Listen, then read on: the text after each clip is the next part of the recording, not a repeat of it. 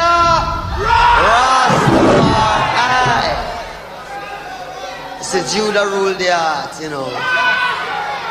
When you speak of Rastafari, touch the heart. With the recent release of the Bob Marley One Love biopic, a lot has resurfaced, with one name keep popping up: Don Taylor, Bob's former manager, alongside quite possibly the most significant part of the movie, the attempted assassination of Marley. A lot has been said, but who better to hear from but the ones who were actually present? These are their accounts. Entertainer and reggae star Bob Marley, RITA Marley, and the manager of the Wailers, Don Taylor, are now patients in the University Hospital after receiving gunshot wounds during a shooting incident which took place at Marley's home at 56 Hope Road tonight. Bob Marley was the third world's first superstar. Through his music, the rhythms of Jamaican reggae resonated in households around the globe. And this son of an English army captain and a Jamaican girl took on the mantle of legend. The wild dreadlocks, the marijuana smoking appealed to the world's press. But Marley was more important than his image. So who was this natural mystic man with a gentle voice and revolution in his songs? Bob wanted to be successful. Bob really looked at himself as more as a missionary than a performing artist. He never liked the term superstar. He never liked the word star. He looked at himself as doing a job, as performing, passing out a gospel that the gift was given to him by God to pass out. He never really looked at himself as a recording artist. He looked at himself as somebody selling a lifestyle, a belief, and stuff like that. The message was simple and effective. Yet both the message and Marley got dangerously entangled in the Jamaican elections of 1976. Michael Manley's left-wing government found itself facing economic collapse. A deep split with America had opened up over Manley's friendship with Cuba and the newly formed revolutionary government of Maurice Bishop of Grenada. Near civil war broke out as gangs from the rival parties clashed in a wave of killings. As a national figure, Marley found himself drawn unwillingly into politics. His sympathy lay with Manley, yet he hoped his music might heal the bitterness. Instead, it nearly got him killed. It was in December 1976. It had to be around September. I drove to Hope Road, where's Bob's home, 56 Hope Road, where his studio was, to see him. So we're sitting in the yard, and I said to him, why don't we do something this Christmas, since we're not going out of the country, to make some money, and he'd put on some Christmas morning shows. And Bob's statements to me were, I really don't want to make any more money off the Jamaican people. So let's do something for free so everybody can come, because at that time the country was in a turmoil, people were down. So he says, let's do something for free. And so we went to see the Prime Minister and gave him our idea. The Prime Minister was then Michael Manley. We asked him not to make it political, and he said he wouldn't, but then it became political.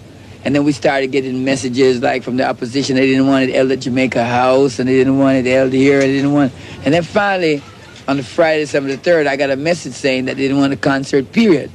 So I told them to tell the opposition party that if they have something to talk to me about, they send for me, they come and talk to me, but I don't take messages from messenger boys. Well, that was it, and that night, we're in the house, and the gunshots started firing.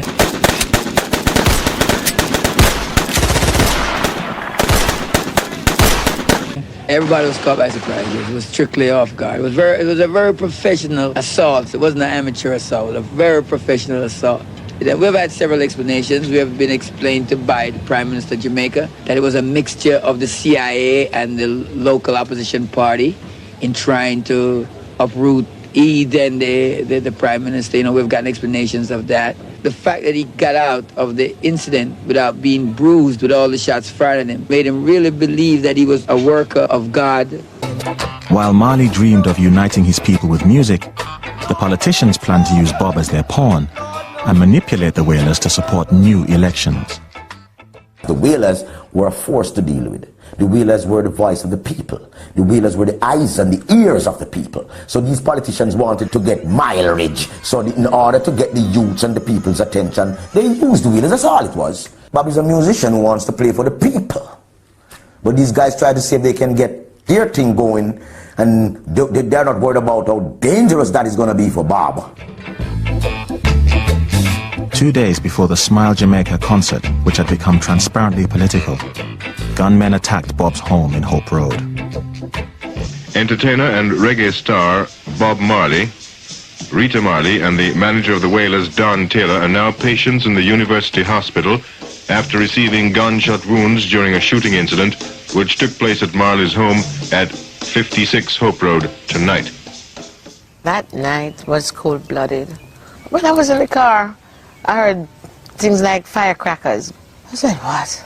But then, when I looked, I saw some men walking, creeping, like getting up to enter into the step, into the room where Bob was. And I heard, and I said, shit, that's gone, man. I hear bang. All I could see was blue flames and spark. And then I could hear gunshot licking from the back, coming from the side, going right back to the front. That is when I'm shooting and making their way out. And I walked and I said, let's go find Bob. And we went out and we saw Bob coming around. He got shot in his elbow. Then you hear police siren and everything was happening now. And they said, let's rush to the hospital because you're shot. Well, we know it was some political gangsters. We couldn't tell you if it was left or right wing or what, but we know that what we were doing, that we could expect an invasion from all directions. It happened to satisfy some people, and it happened to strengthen me. My life not important to me, other people's life important. My life is only important if me can help plenty people. If my life is just me, my own security, then I don't want it. My life is for people. That's the way me is. Despite warnings that he could be shot again, Marley was determined to perform at the Smile Jamaica show. Prime Minister Manley has expressed his deep regret at the act of terrorism directed against Bob Marley and his associates, and has said those responsible for the act would never be forgiven by decent people of Jamaica. Although Marley was not expected to appear, the crowd began building early, and by 5 p.m. was 50,000 strong. We have just received word that Bob is on his way. Superintendent of Police will be out of communication for a bit, but get the cameras ready. The shooter's arrival. Political violence fill your city. Prime Minister Michael Manley brazenly attended the concert to show his support for Bob Marley, and he went on to win the elections of 1976.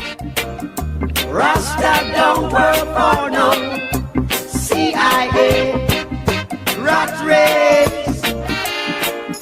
Rat race. Rat race. Yeah. Rat race. The peace concert, when it finally happened, was everything Marley had hoped for. The high point of the evening came when Siaga and Manley joined Marley on stage, clasping hands in a symbol of peace. He was undergoing a transformation, from cult hero to international superstar. For Marley, it was a turning point in his career. He's I&I, superstar, Mr. Music, Bob Marley. Yes, my friend, we're in the streets again. Yes, my friend, and set me free again. Do you think Bob Marley was dangerous? Yes. He was very dangerous on all sorts of levels. He was dangerous in a very basic way. The idea in 1976 that you would get poor Jamaicans to start thinking for themselves in itself was dangerous. In my grandmother's house, there were photos of the Prime Minister and the Prime Minister's father. There are no family photos. That's how far this sort of political culture is ingrained. And the idea that this guy with this, uncombed hair, speaking terribly, becoming this voice of freedom and black struggle, a lot of Jamaicans were very uncomfortable with that. We would love to say that we were on the forefront of accepting Bob Marley as a revolutionary. We were actually one of the last to accept that. It wasn't until the rest of the world was like, Bob Marley, freedom fighter, we're like, yay. but he was a really polarizing figure, and I think people forget that. I'm saying, when you think it's peace and safety, a sudden destruction, collective security. Following the Smile Jamaica concert, Bob went into self-imposed exile. To escape further attempts on his life and to revise his own position in this struggle, he went to England.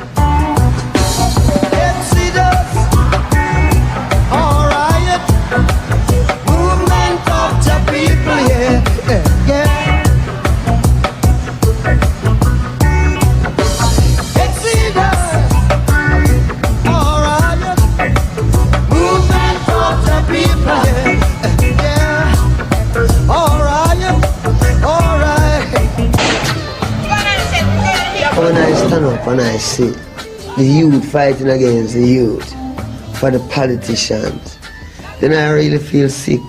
And it's just because they keep the youth hungry and them can't get no job. And the people who control the jobs are politicians. So you find, you know, politics is just tricky.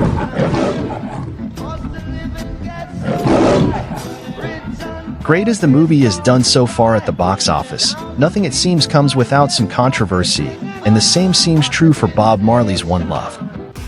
One of the film's final scenes sees Bob Marley confront and ultimately forgive one of the gunmen who attempted to assassinate him. There is no record of this confrontation in real life, but it does directly contradict what we do know about the aftermath of the attempted assassination. In his tell-all memoir, Marley and Me, The Real Bob Marley Story, the musician's former manager, Don Taylor, claims that he and Marley were taken to a remote area in Kingston, Jamaica, and put face-to-face with 3 of the suspected gunmen. They had been captured by Jamaica Labour Party gang leader Claude Massif, who was close with Marley. The gunmen corroborated long-held suspicions that the CIA had pressured them into committing the crime and proceeded to beg for forgiveness. Unfortunately, it was not enough to absolve them. In the name of justice, 2 of them were, and the 3rd was shot in the head. As Taylor writes, the grisly events of that day are still vivid in my memory. Bob and I never mentioned that day again.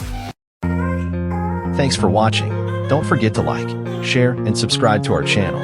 Until next time, walk good.